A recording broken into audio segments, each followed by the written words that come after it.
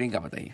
बिल्कुल अनिल जी, आपने से शुरुआत की ना, इतनी बुरी खबरों के पीछे एक अच्छी खबर, और वो अच्छी खबर ये कि मारुति सुजुकी अब दुनिया की सबसे मोस्ट वैल्यूएबल ऑटो मेकर्स की सूची में अब शामिल हो चुकी है। और अब इसका मार्केट कैप जो है वो है $58 बिलियन, जिसके साथ अब ये ग्लोबली ऑटो मेकर्स में 8th रैंक पर आ चुकी है। यानी अब इससे पहले जो कंपनियां हैं वो तो बहुत बड़ी बड़ी कंपनियां हैं, चाहे वो टेस्ला हो, टोयोटा मोटर्स हो, BYD हो, Ferrari, BMW, Mercedes, Honda motor, लेकिन मारुति अब 8th रैंक पर $58 बिलियन के साथ। एंड सबसे बड़ी बात है, अपनी जो पेरेंट कंपनी है सुजुकी मोटर्स, उसकी भी उसकी मार्केट कैप से भी अब इसकी मार्केट कैप बड़ी हो चुकी है। तो ये एक इंडियन ऑटोमेकर के लिए बहुत प्राउड की बात है। और अब 22 सितंबर से जो लागू हुए हैं जो रिवाइज्ड जीएसटी रिजीम है, उसके बाद कंपनी को काफ़ी बड़ा बेनिफिट मिला। इनफैक्ट जीएसटी के समय पे हमने देखा कि इतनी इंक्वायरीज और इनकी बुकिंग हुई, तो इसने बहुत कंट्रीब्यूट किया है। लेकिन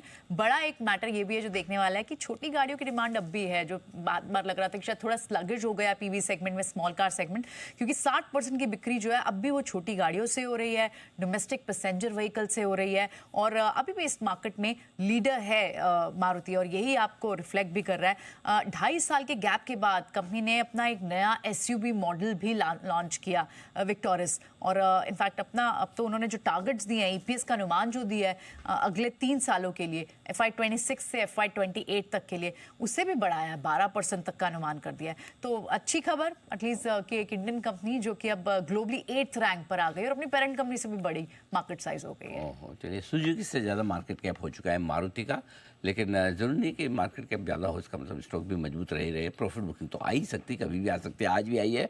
लेकिन क्या वाकई में मारुति इस लेवल पे खरीदना सेंसिबल है या महंगा हो चुका है? राय क्या है आपकी शरद जी?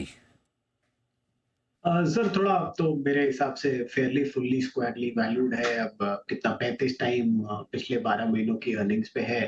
ग्रोथ रेट्स वगैरह ठीक ठाक रहने चाहिए, जिस टाइप की ट्रैक्शन अभी नए लॉन्चेस वगैरह में आ रही है। बट ये वैल्यूएशन पे मेरे हिसाब से शायद अपसाइड खोजना बहुत मुश्किल होगा। जैसा हमने पहले बोला, शायद टाटा मोटर्स प्रोबेबली एक बढ़िया बेट होगी जहाँ margin of safety much better है। मारुति थोड़ी करेक्शन पे है, अगर बाई करनी चाहिए तो ये वैल्यूएशन पे तो थोड़ा सा स्ट्रेच लगता है। ओके, तो ये है आपके लिए मारुति एक्शन में भरपूर इस वक्त आपके लिए। हाँ हरीश जी, इसी को दिखाओ बहुत देर तक। सेठी साहब जी भर के देख लो, बाद में बोला मत कि मैंने कुछ अच्छा दिखाया नहीं आपको। देख लो, लाइफ हाई पे है स्टॉक। जहाँ जहाँ है वहाँ तेजी है, हर जगह मंदी नहीं है।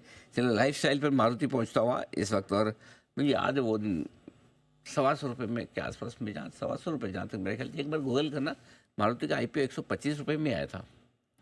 और ये IPO 2001-2 के आसपास की बात होगी शायद। कहाँ से कहाँ तक पहुँच